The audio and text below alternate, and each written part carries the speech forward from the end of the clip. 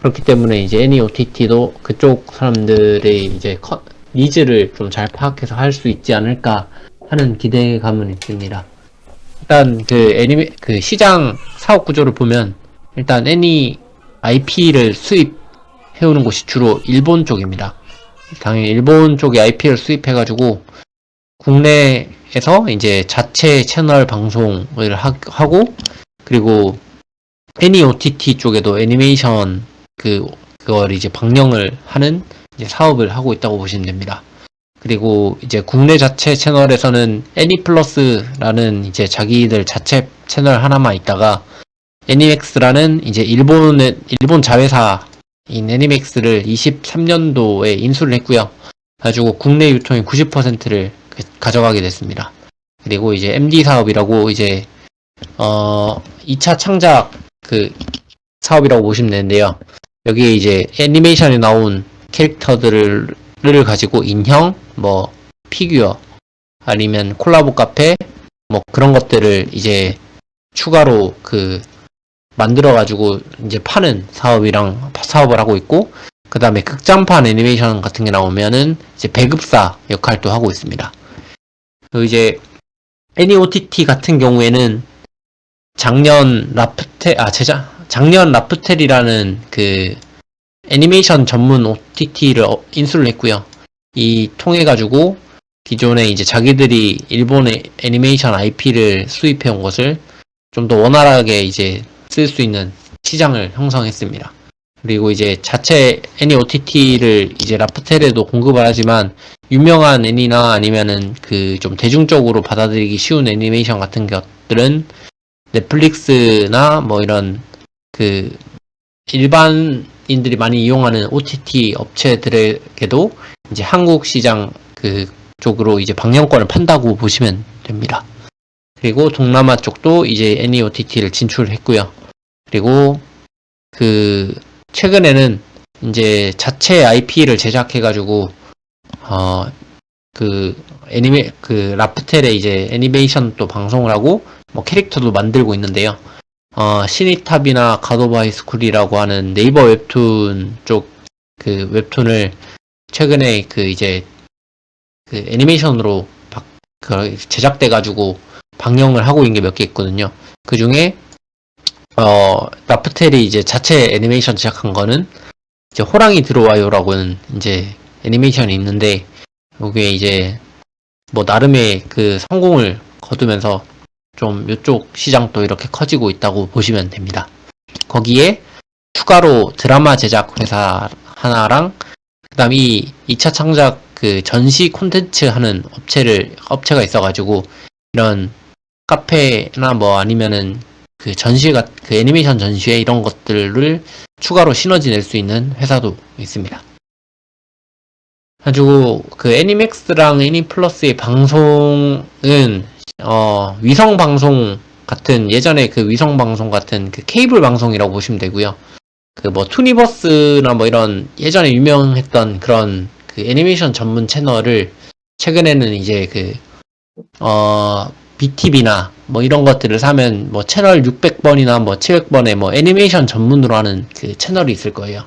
거기에서 이제 한다고 보시면 됩니다. 그래서 이제 총 채널을 2개 운영을 하고 있고, 이제 민영 방송으로 이제 수익을 내고 있습니다. 원래는 애니플러스 자체 채널 하나뿐이었기 때문에 이 애니메이션을 하나 이렇게 IP 판권을 사오면은 애니맥스랑 경쟁을 해가지고 가격을 올려주거나 뭐 하는 그런 게 있었는데, 이제 애니맥스도 자회사이기 때문에 이제 과한 경쟁 없이 유명한 애니메이션을 따와가지고 이렇게 방송에 송출할 수 있게 된 장점이 있습니다. 어쨌든 투자 아이디어 1번이 바로 방금 말씀드린 효율화를 통한 시너지 확장인데, 이게 일단 애니플러스 같은 경우에는 애니를 가장 빠르게 보여준다라고 하는 라이브 방송, 뭐라 해야 되죠?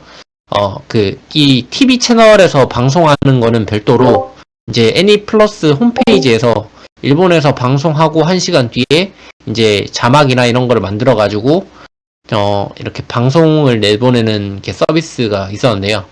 그런 장점이 있던 채널이었는데, 최근에 라프텔을 인수를 해가지고 이 서비스를 종료를 하게 됩니다. 요건 뒤에 이제 추후 설명을 드리고요.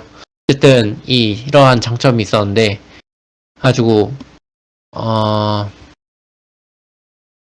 일단 이게 앞서 이렇게 추가로 제가 이렇게 말씀을 드렸는데, 어쨌든 애니플러스랑 애니맥스랑 똑같은 사업을 하던 그런 유통회사라고 보시면 되는데, 23년 6월에 이제 인수를 해가지고 어쨌든 애니 판권도 뺏긴 적이 있거든요.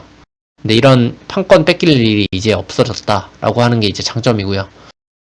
그리고 이제 굿즈 제작 회사도 이렇게 인수를 해가지고 이런 굿즈도 만들어가지고 직접 파는 거랑, 그 다음에 이제 팝업 카페 이런 것도 이제 이제 해가지고 이제 팬들을 모으는 뭐 그런 사업들을 하고 있다고 보시면 됩니다. 근데 이제 보자, 이런 거 아까 설명드린 그건데요.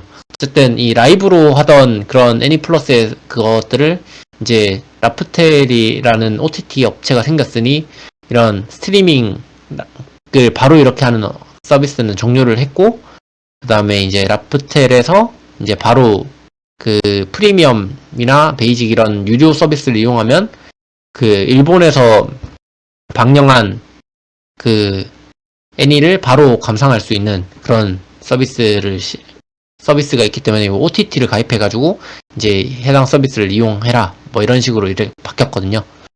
가지고 어쨌든 라프텔 인수 애니플러스 스트리밍 서비스는 종료가 됐고, 이제 OTT 프리미엄 서비스 확장을 하게 됐다라고 보시면 될 것 같습니다.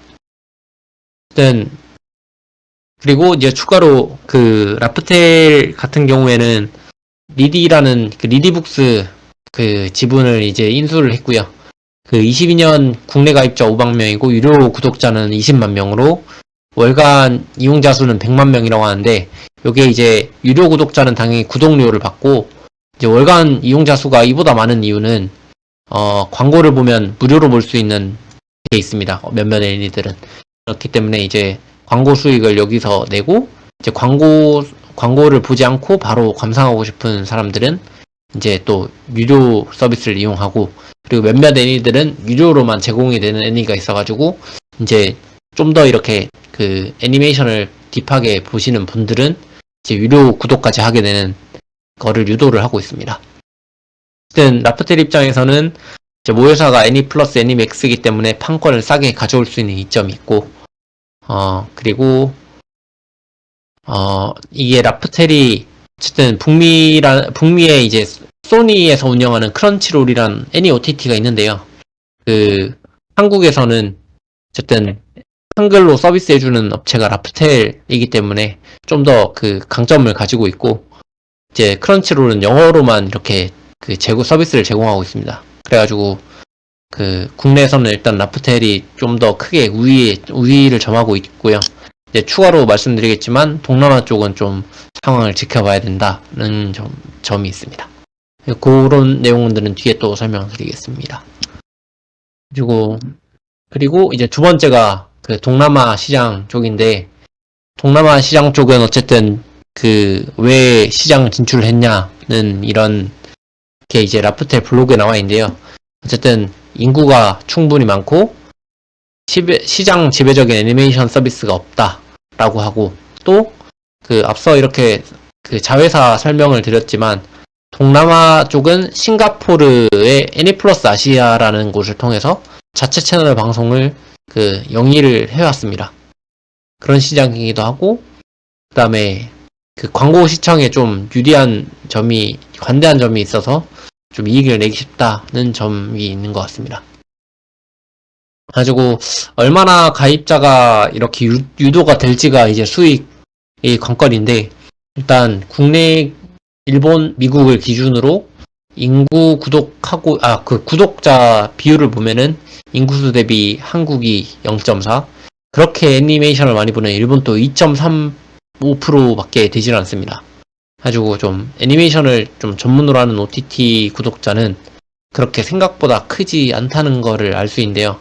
어쨌든 동남아 5개국이다 보니 그 6억 명에 0.4 그래도 240만 명에서 1200만 명까지 늘어납니다. 근데 일단 일본은 좀 특출나게 세계적으로 좀 애니메이션을 많이 보는 국가라 절대 2%까지는 되지는 못할 것 같고요. 그래도 그 0.4% 정도까지 달성을 된다고 하면 그래도 240만 명의 수익을 낼 수 있는 시장이긴 합니다. 네, 구독료 같은 경우에는 크런치롤 체크해가지고 보면은 크런치롤이 동남아 쪽에서 월 4,000원에서 6,000원 정도로 가격을 책정해서 서비스를 하고 있고요. 가지고 어쨌든 그래도 그 애니메이션 유료 구독자 수는 적더라도 광고 수익을 낼 수 있고 그러니까 무료 구독자들을 통해서 광고 수익을 낼 수 있고 그 사람들도 이제 애니메이션을 이렇게 보시는 분은 이 퍼센테이지보다 훨씬 많기 때문에 좀 광고 쪽으로 좀 수익을 낼 수 있는 구조는 남아있다라고 보시면 됩니다. 가지고 일단 재무적 체크를 해보면은 매출액은 분기별로 계속 지속 성장을 하다가 여기 23년 3분기나 뭐 21년 4분기 크게 튀었는데요. 이때는 이제 드라마 쪽 매출이 튀면서 이렇게 크게 튀었고요. 나머지는 기업 인수를 통해서 MMA를 통해서 좀 지속 성장한 모습입니다. 영업이익도 마찬가지로 이렇게 했고요. 그리고 이게 애니메이션 유통 회사다 보니까 아무래도 고정비가 그렇게 크지 않은 것 같더라고요. 그래서 이제 현금 흐름은 지속적으로 좀 있는 편이라고 보시면 됩니다. 그래가지고 애니플러스 쪽도 꾸준하게 그래도 매출액 올려왔고 라프텔도 꾸준하게 이제 매출을 올려왔고요. 이제 드라마 같은 경우에는 좀 이익이나 매출이 좀 크게 널뛰고 있습니다. 그렇기 때문에 애니메이션 밸류 체인은 애니플러스, 라프텔, 애니맥스, 그리고 요 싱가포르 쪽, 그리고 이 굿즈 파는 롱 컴퍼니 이렇게 크게 5가지고 이제 그 외 전시 사업이나 이런 것들 있다고 보시면 되기 때문에 요게 얼마나 국내에서 일단 커 나가는 걸 체크하고 이제 해외 쪽은 얼마나 라프텔 이익이 붙어주냐가 관건인 것 같더라고요. 숫자는 일단 이렇게 엑셀 파일을 올려드렸는데 참고로 하시면 될 것 같습니다. 가지고 일단 그리고 주요하게 재무로 체크하실 부분이 전환사채고요. 이거는 이제 뒤에 또 추가로 설명드리겠습니다. 일단 리스크입니다. 리스크는 이제 불법으로 보는 사람이 아주 많다는 점입니다. 그래가지고 애니메이션이 불법으로 보는 사이트가 죽지 않는 한 아무래도 전문 OTT를 이용하는 사람들은 적을 수밖에 없는데요. 그래도 한국도 기존에는 불법으로 보는 사람이 엄청 많다가 그래도 이게 전문 애니 OTT 서비스가 화질도 좋게 제공을 하고 그리고 또 그런 방영하는 애니메이션을 빨리빨리 이렇게 올려주면서 그래도 유료 구독자를 계속 이렇게 유입을 하고 있다고 하더라고요. 그래도 아직은 불법 사이트를 통해서 보는 사람들이 워낙 많기 때문에 좀 이 부분은 좀 지켜봐야 될 것 같습니다. 국내에서는 그래도 어느 정도 구독자 수가 올라왔지만 동남아는 아직 그게 좀 어떤 시장인지 제가 아직 파악을 못했기 때문에 좀 지켜봐야 될 것 같고요. 그리고 두 번째가 이제 크런치롤이라는 미국 OTT 사이트가 크런치 서비스가 이제 동남아 쪽에서도 사업을 하고 있다는 건데요. 그래도 이제 우버랑 그랩 같은 경우에 이제 현지화 전략을 잘 통해가지고 그랩이 우버랑 경쟁해가지고 이길 수 있었는데 애니플러스도 이제 그랩처럼 뭐 큰 자본을 가진 회사를 이길 수 있을지는 좀 지켜봐야 될 것 같습니다. 어쨌든 동남아 쪽에서 기존의 애니메이션 유통 채널을 했기 때문에 그래도 좀 어느 정도 시장을 잘 알고 있지 않을까 하는 기대감이 있고요. 일단 그 진출한 지 1년밖에 안 됐기 때문에 좀 지켜봐야 될 것 같습니다. 저 리스크 세 번째가 아까 그 전환사채 보여드린 그건데요. 전환사채가 인수할 때마다 그 전환사채 발행해가지고 기업을 인수했는데, 특히나 24년 4월에는 5회차 전환사채를 큰 이유 없이 발행을 했다고 합니다. 그래가지고 주주가치를 크게 훼손했고요. 이때 전환사채를 그 발행하고 크게 한 건 없는데 오히려 이거 120억을 발행받고 50억을 소각을 했거든요. 가지고 굳이 120억을 발행하고 50억 소각한 거에서 좀 리스크가 크지 않나. 그런 그 자본 확충을 현금 잘 들어오는 기업인데도 불구하고 좀 이런 전환사채를 통해 가지고 그 계속 사업을 확장하는 게 아닌가 하는 리스크가 있습니다. 특히나 24년도 주총에서는 전환사채 한도를 늘렸다고 하고요. 1,000억 원에서 이제 그 3,000원까지 늘려가지고 좀 더 전환사채가 나올 수 있는 여지를 만들어 뒀습니다. 그리고 배당이 이때까지 한 번도 한 적은 없고요. 그래가지고 이런 점을 감안해가지고 밸류에이션을 좀 계산을 하면은 그래도 그 3차 물량 소각을 했는데 이게 그 남아있는 것도 상환 시에는 긍정적이긴 하고요. 그래도 이 부분은 좀 지켜봐야 될 것 같습니다. 또 그 밸류에이션 같은 경우에는 국내 애니메이션 시장 독점 밸류랑 그다음 동남아 OTT 성공 시 밸류 두 가지를 볼 수 있는데요. 실패 시에는 국내 시장 독점 밸류만 생각하시면 될 것 같고 OTT 성공 시에는 좀 밸류를 크게 봐도 되지 않을까 하는 점이고요. 이제 추정 영업이익은 이거 레포트에 나와 있는 그거를 따왔고요.